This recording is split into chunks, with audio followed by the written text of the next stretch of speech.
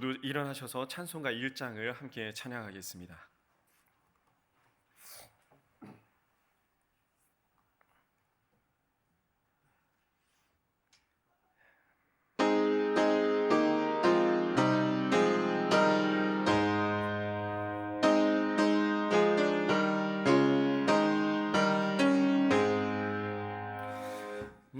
만복의 근원 하나님,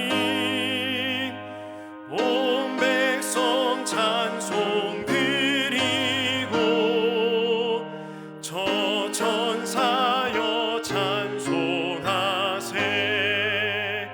찬송 성부 성자 성령.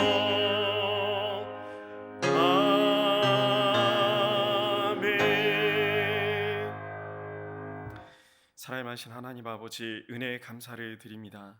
오늘도 우리를 수요 기도에 모이게 하시고 이렇게 찬양하고 기도하고 말씀을 듣게 하시니 감사와 영광을 올려드립니다. 이제 2월도 마지막 주간을 보내고 있습니다. 남은 시간 동안 하나님 안에 살게 하시고 믿음을 잃지 않는 믿음의 사람으로 삶의 자리를, 삶의 여정을 끝까지 걷게 하여 주시옵소서. 끝까지 우리가 하나님의 사람으로 살게 하실 믿음과 소망과 기쁨의 하나님을 믿고 사랑하신 예수님의 이름으로 간절히 기도드립니다. 아멘. 자리에 앉으셔서 찬송가 384장을 찬양하시겠습니다. 찬송가 384장입니다.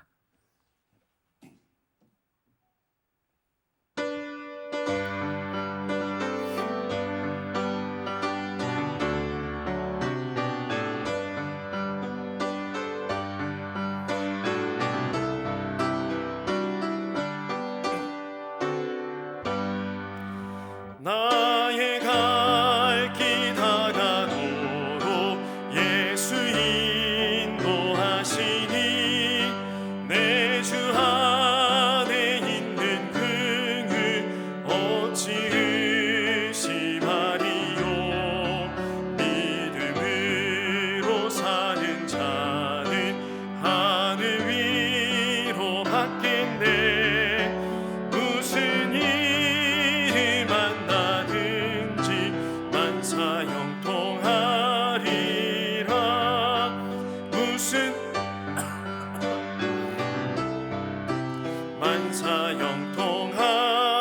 만사형통하리라.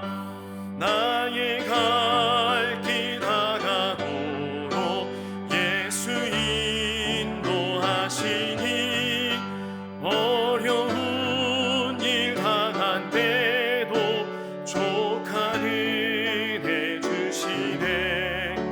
나는 심히 고단하고 영혼 매우 가라다.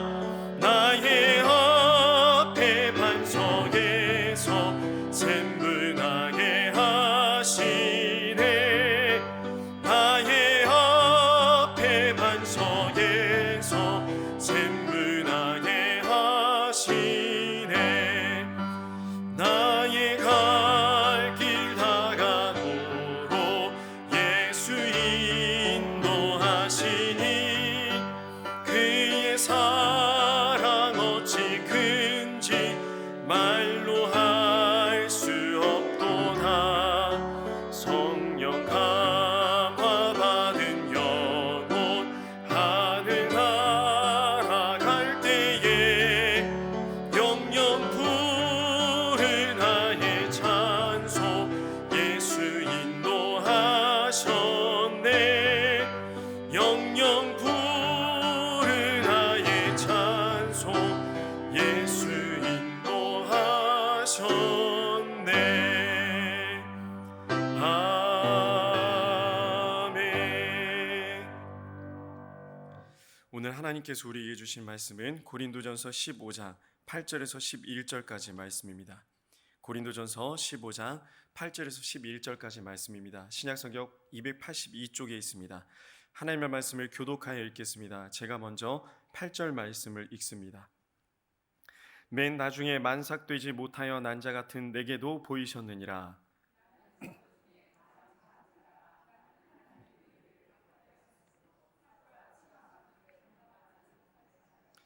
그러나 내가 나 된 것은 하나님의 은혜로 된 것이니 내게 주신 그의 은혜가 헛되지 아니하여 내가 모든 사도보다 더 많이 수고하였으나 내가 한 것이 아니요 오직 나와 함께 하신 하나님의 은혜로라.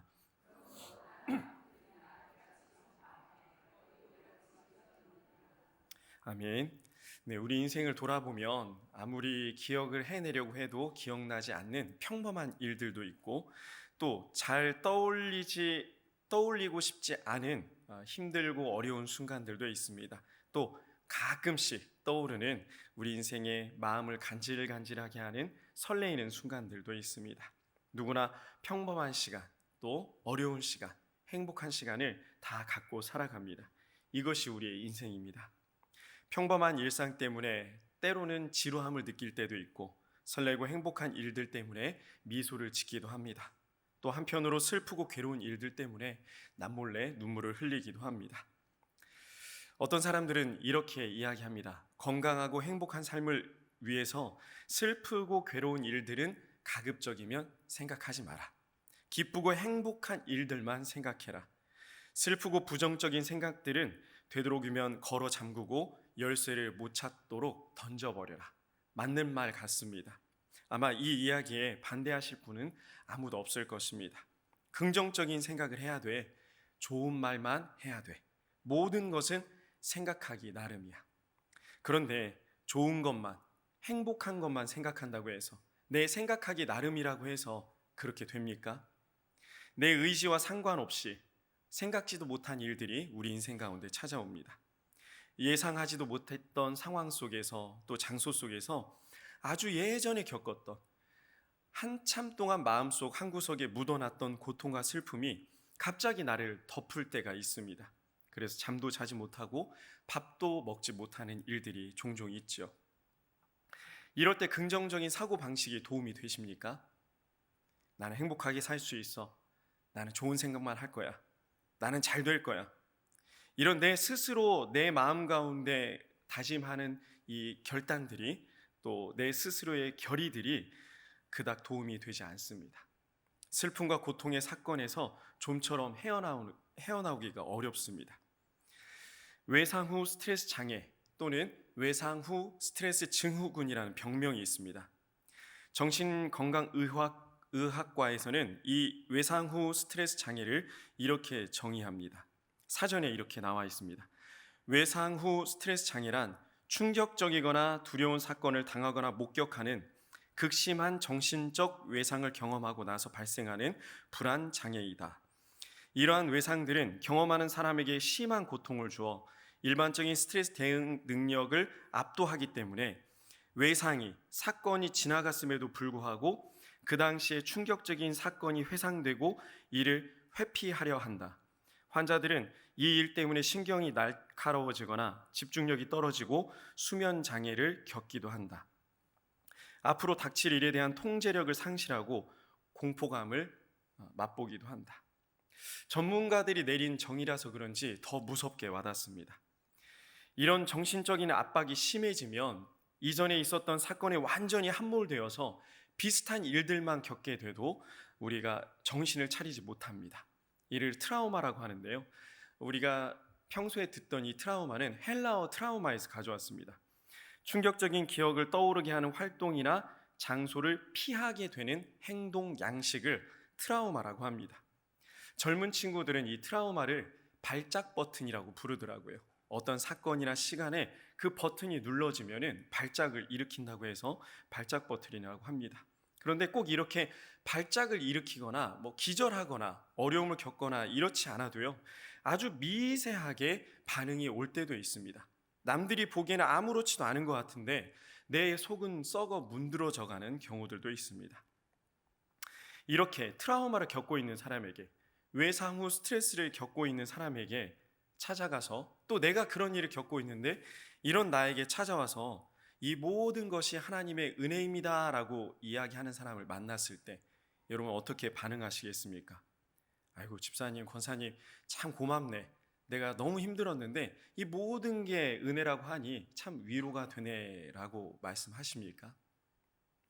장례식에서 어렵게 장례를 치르고 있는데 사랑하는 사람을 떠나보내고 더욱이 자녀를 떠나보낸 어머니 아버지에게 가서 이 모든 것이 하나님의 은혜입니다라고 이야기하실 수 있으십니까? 내 의지와 상관없이 순간순간 찾아오는 이 고통에서 완전히 벗어날 방법이 있을까요?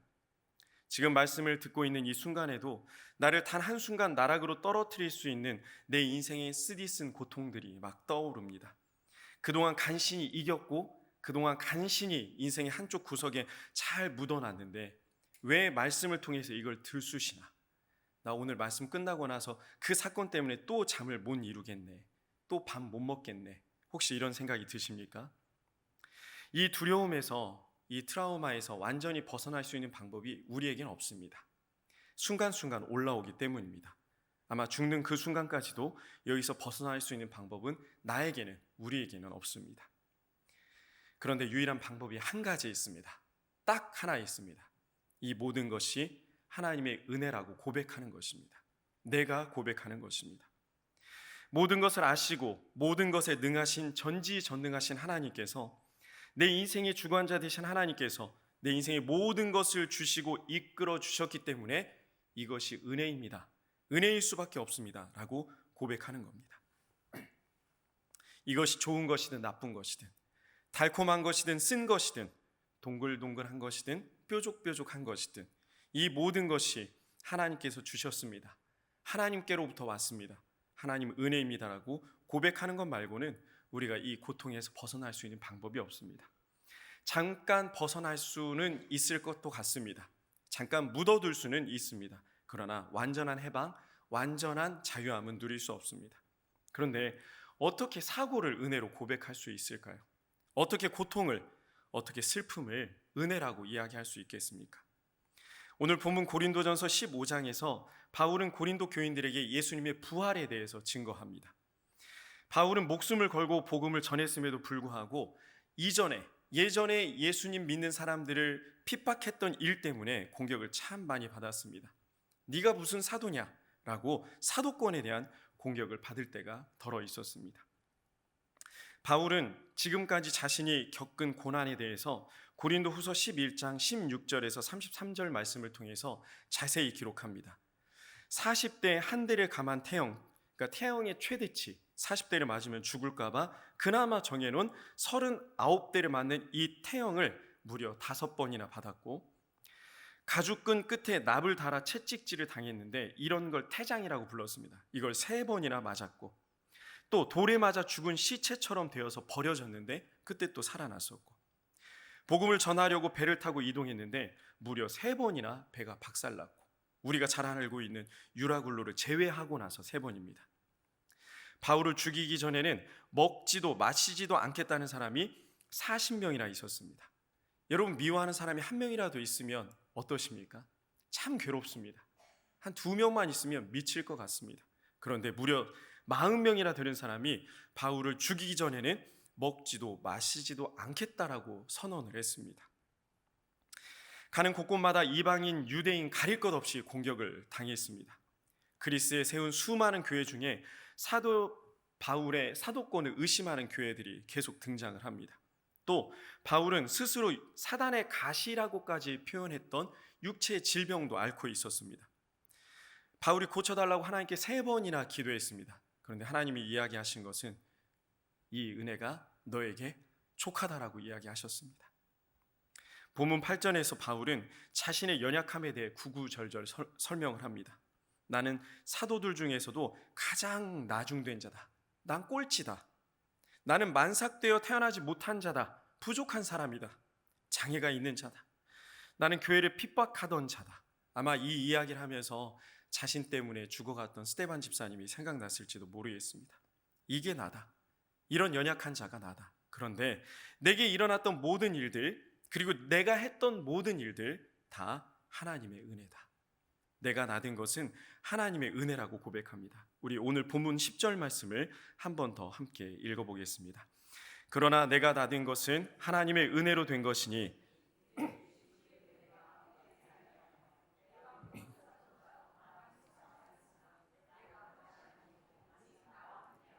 하나님의 은혜로라. 사도 바울은 내가 지금까지 살아온 삶 중에 단 1초도 하나님의 은혜가 아닌 것이 없었다고 고백하는 것입니다. 내가 잘났거나 못났거나, 내가 잘했거나 못났거나 못했거나 모든 것이 하나님의 은혜라고 고백합니다. 한 2012년쯤에 저도 인생에 참 큰 고난이 있었는데요. 고난 없는 사람이 어디 있겠습니까? 그래서 어머니 따라 죽겠다고 금식 기도를 해서 49kg까지 빼본 적이 있습니다. 지금도 그닥 몸이 좋아 보이진 않는데 그때는 저를 보는 분들마다 이분 곧 죽겠구나라는 이야기를 많이 들었었습니다. 근데 저를 그때 참 많이 예뻐해 주시던 목사님께서 책 한 권을 선물해 주셨습니다. 그래, 계속 괴로워만 하지 말고 이 책 좀 읽어보세요. 책 제목이 눈물도 빛을 만나면 반짝인다 라는 책입니다. 저는 이 책을 이미 알고 있었습니다. 그 당시에 뉴스로 크게 회자가 됐던 내용입니다. 이 책의 저자였던 김영서 씨가 겪었던 일을 쓴 책인데요. 이 김영서 씨가 어렸을 때부터 초등학교 5학년 때부터 무려 9년 동안 친부인 아버지에게 성폭행을 당했습니다. 초등학교 때는 임신까지 해서 임신 중절 수술도 받았고, 관계를 거부할 때는 기절할 때까지 맞았고, 깨어나 보니 자신의 얼굴을 알아보지 못할 만큼 망가져 있었다고 합니다. 정말 안타깝고 끔찍한 것은 이 아버지가 목사였습니다. 요즘 목사님, 우리 유임 목사님께서 새벽마다 3번에 걸쳐서 잠언 말씀을 통해서 음란에 대한 이야기를 하셨는데요. 목사도 예외사항이 없습니다. 믿음의 사람도 예외사항은 없습니다. 음란은 하지 말아야 되는 겁니다. 다윗도 했었는데요. 그랬으니까 자식이 죽었죠. 죄의 용서는 하나님께서 해주시는 거지 죄값은 반드시 치러야 되는 것입니다. 무서운 게 죄입니다. 대학생이 되어서도 아버지의 감시가 철저했다고 합니다. 평생을 철저하게 가스라이팅을 당했기 때문에 다른 사람들을 만나기가 어려웠습니다. 또 이 아버지는 김영서 작가님이 문란한 여자라고, 그래서 내가 얘를 항상 감시해야 된다라고 사람들에게 소문을 퍼뜨렸습니다. 94년 여름방학 때 김영서 작가님이 용기를 내서 상담 교수님께 자신의 상황을 쭉 말씀을 드렸는데요. 이 상담 교수님이 경찰에 신고는 하지 않고 아버지를 불러와서 대면을 시켰습니다. 이런 사람은 사실 자격이 없는 거죠. 면담을 하고 그 앞에서 화해를 시켰다고 합니다. 명목은 이겁니다. 상담 교수님도 교인이었기 때문에 아버지인 목사인 아버지가 그럴 리 없다라고 생각해서 불러놓고 둘이 이야기를 시킨 겁니다. 가해자와 피해자가 그 앞에 1대1로 독대를 했으니 이야기가 진행이 됐겠습니까? 근데 지금도 상담 교수를 하고 있다고 합니다. 참 어이가 없습니다. 하나님께서 하나님의 방법으로 반드시 처리해 주신다고 하기에는 참 제가 아직 연약한 목사인 것 같습니다. 근데 열불이 나더라고요. 말씀을 준비하면서. 폭력은 더 심해졌고 더 무자비한 성폭행이 이어졌습니다. 더 이상 살아갈 방법이 없었지만 그래도 기도했다고 합니다. 하나님, 나를 좀 도와주세요. 나를 살려주세요. 전 아무것도 할 수가 없습니다. 하나님께 기도하면서 하나님 바로 밑에 누가 있을까 고민했다고 합니다. 네, 작가님 머릿속에 스치는 사람이 대통령이었고 그냥 무작정 대통령실에 편지를 썼습니다. 당시 대통령은 김영삼 대통령이었는데 시간이 아무리 흘러도 그 어떤 도움도 받지 못했다고 합니다. 그런데 이 편지를 쓰고 난 이후에 또 여관에 갇혀서 성적 학대를 받다가 아버지가 잠든 사이에 탈출해서 온몸이 상처투성이인 상태에서 길을 걷고 있다가 한 시민분을 만났습니다. 이 시민분이 경찰서에 작가님을 데려갔고요. 다행히 경찰서에 경찰서장님이 계셨는데 이 서장님이 자매님의 이야기를 듣고 움직이기 시작했습니다. 이건 그냥 있어서는 안 되겠다 해서 고소 고발을 시작을 했고 이 아버지를 체포를 했습니다. 그리고 이 일들이 벌어지는 가운데 당시 김영삼 대통령의 영부인이었던 손명순 여사에게 이 편지가 전달이 됐습니다. 그리고 대통령도 알게 됐죠. 국가 차원에서 움직이기 시작했습니다. 많은 사람들이 작가님을 돕게 됐고 다행히 아버지는 감옥에 갇히게 됐습니다. 많은 사람들의 도움을 받아서 몸과 마음을 치료받게 됐습니다. 이 책을 저한테 이제 목사님이 주시는데 저는 뉴스를 통해서 또 이런 다큐멘터리를 통해서 이 내용을 알고 있었기 때문에 이 끔찍한 사건을 디테일하게 글로 읽는 게 그닥 마음에 와닿지 않았습니다. 목사님이 여러 번 강조를 하시더라고요. 김전사 이 책 꼭 읽어봐. 꼭 읽어봐. 200페이지 정도 되는 얇은 책입니다. 한번 시간이 되시면 읽어보시면 좋겠습니다. 이 책 마지막에 김영서 작가님이 이렇게 글을 써놓습니다. 끝까지 나를 포기하지 아니하시고 여기까지 오게 하신 하나님, 모든 것이 하나님의 은혜입니다 라고 글이 써져 있습니다. 강한 충격과 고통을 당하면 비슷한 것만 봐도 트라우마가 생깁니다.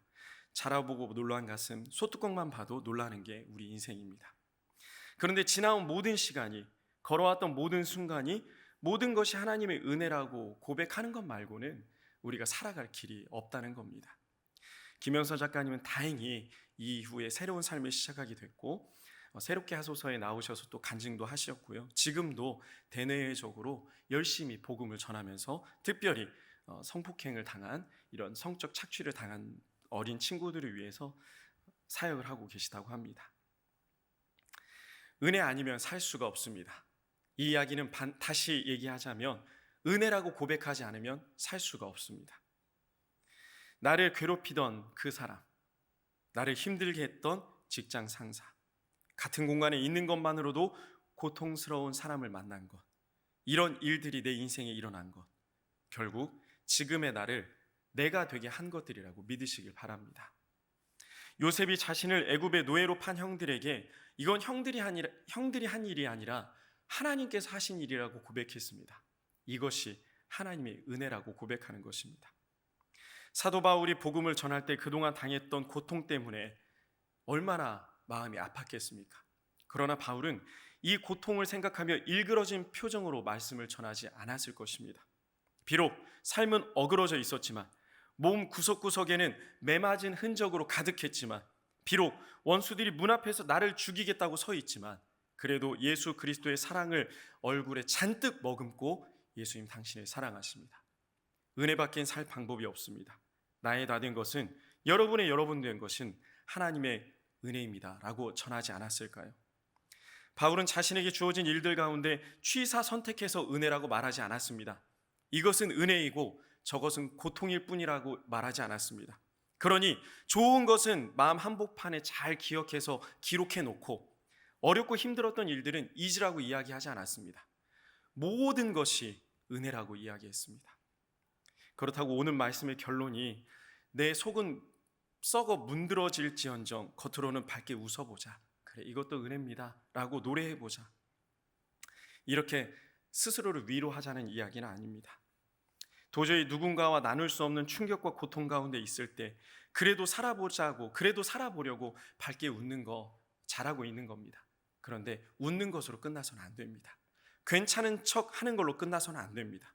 하나님 앞에 엎드려야 됩니다. 하나님께 기도해야 됩니다. 예배 자리를 떠나지 말아야 됩니다.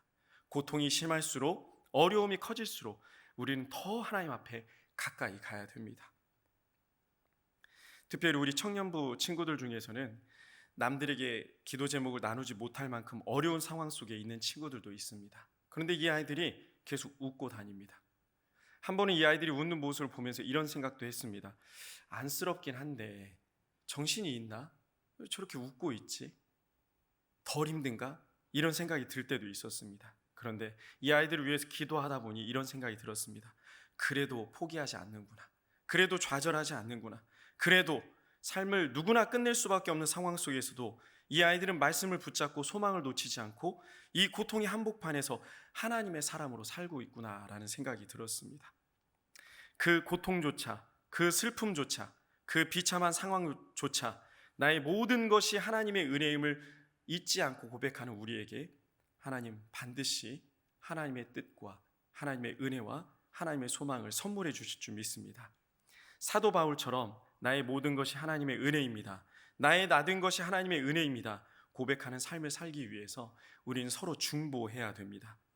하나님께서 수많은 교회 중에 우리를 일산 승리교회로 보내주셨습니다. 그리고 우리를 만나게 하셨고 함께 신앙 공동체, 특별히 기도하는 공동체를 이루게 하셨습니다. 나 혼자만 하나님 앞에 서서는 안 됩니다. 나 혼자만 기도해서는 안 됩니다. 우리 함께 기도해야 됩니다. 사도 바울에게도 바나바, 실라, 도르가, 디모데, 디도 같은 물심양면으로 바울을 도왔던 수많은 동역자들이 있었습니다. 그런 여러분들도 서로 동역자가 되어 주십시오. 특별히 우리 위임 목사님께 또 저에게 우리 교역자들에게 동역자가 되어주시길 간절히 소망합니다. 사도 바울의 MBTI가 뭔지 잘 모르겠지만요, 제가 천국 가서 하고 싶은 이야기 중에 하나가 성경 인물들 모아놓고 MBTI 검사를 한번 해보고 싶습니다. MBTI를 통해서 성향 검사를 하는데요, 그닥 신뢰하지는 않지만 어떻게 이 수많은 사람들을 16가지로 사람을 나눌 수 있겠습니까? 근데 그래도 조금은 도움이 되는 것 같습니다. 좀 감성적인 사람을 F라고 하고 이성적인 사람, 차분한 사람을 T라고 하더라고요. 꼭 그렇지는 않지만 저도 검사를 해봤는데 F 성향이 90%가 나왔어요. 근데 이 밑에 뭐라고 나오냐면 정신과 치료가 필요한 극단적인 F라는 거예요. 그래서 저는 신뢰하지 않습니다. 조금은 이해가 되는 게 남들보다는 약간 감성적인 것 같습니다. 영화를 보거나 또 소설을 읽거나 성경을 읽을 때 남들보다는 조금 더 눈물을 흘립니다. 얼마 전에 밤 늦은 시간에 조명을 어둡게 켜놓고 잔잔한 음악을 듣고 이렇게 있는데 인터넷 뉴스 중에 여권 맨 앞에 나오는 문구가 감동적입니다, 이런 인터넷 문구가 있더라고요. 그래서 꺼내서 읽어봤습니다.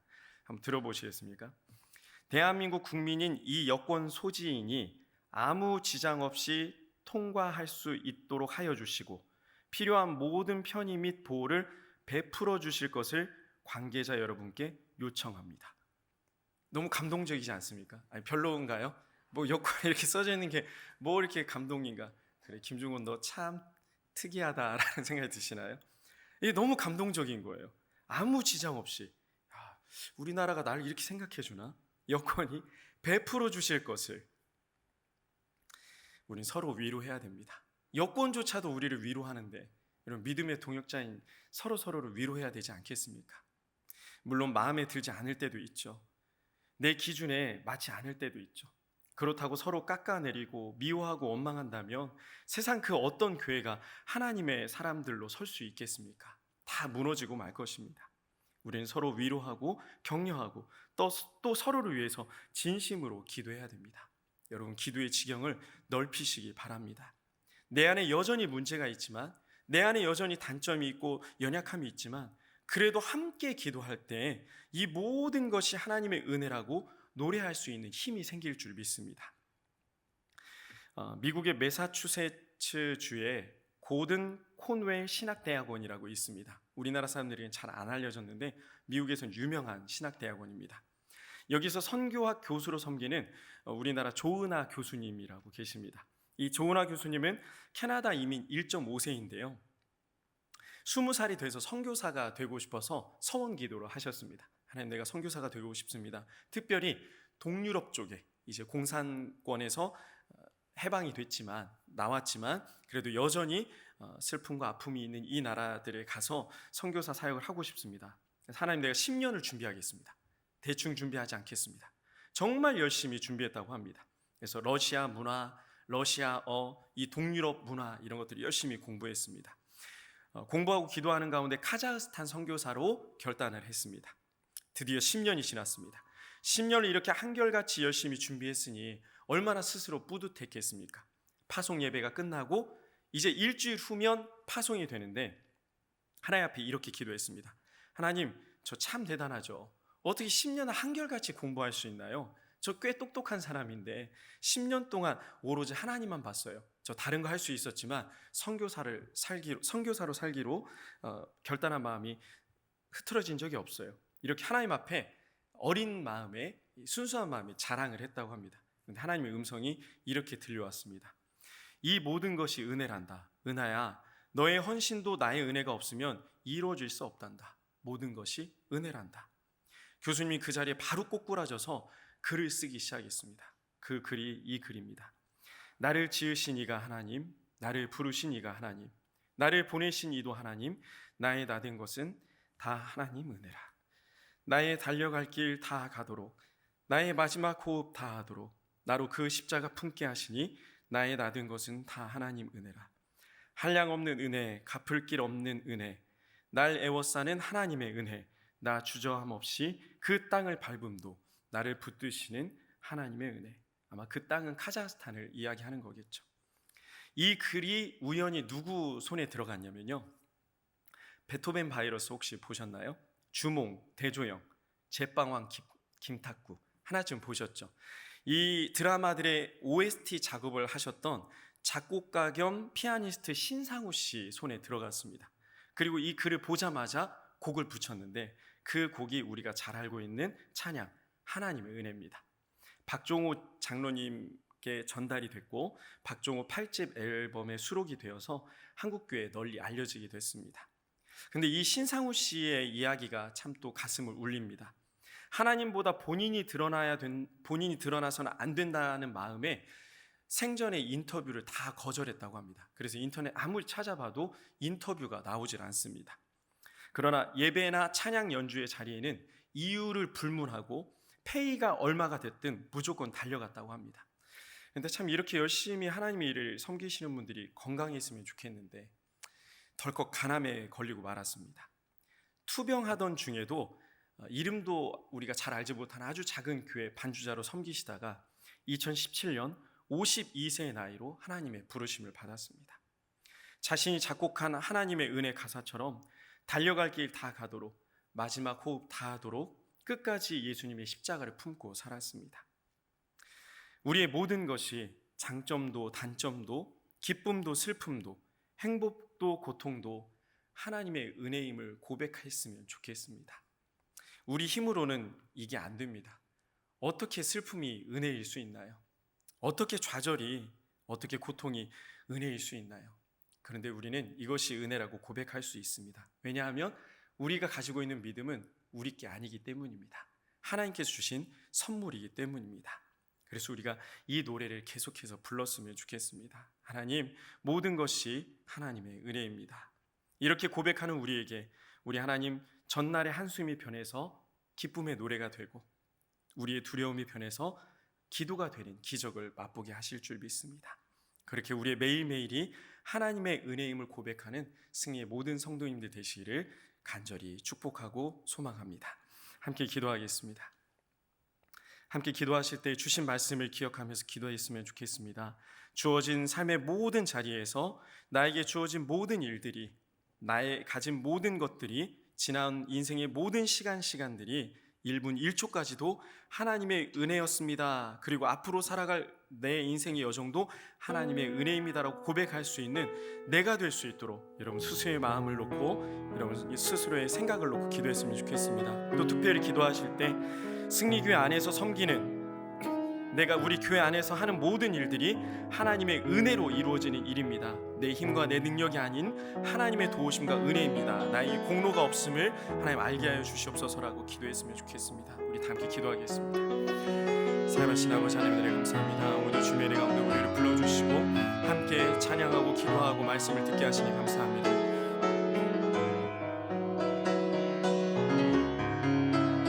하나님 주시는 은혜 가운데 살게 하시고 하나님 주시는 기쁨 가운데 살게 해주시옵소서.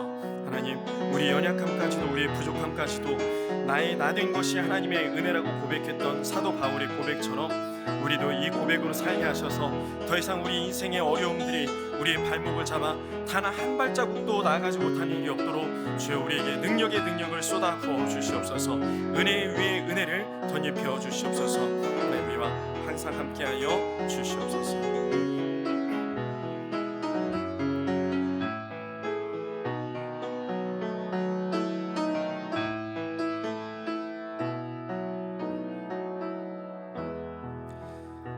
사랑하신 아버지 하나님, 은혜를 감사합니다.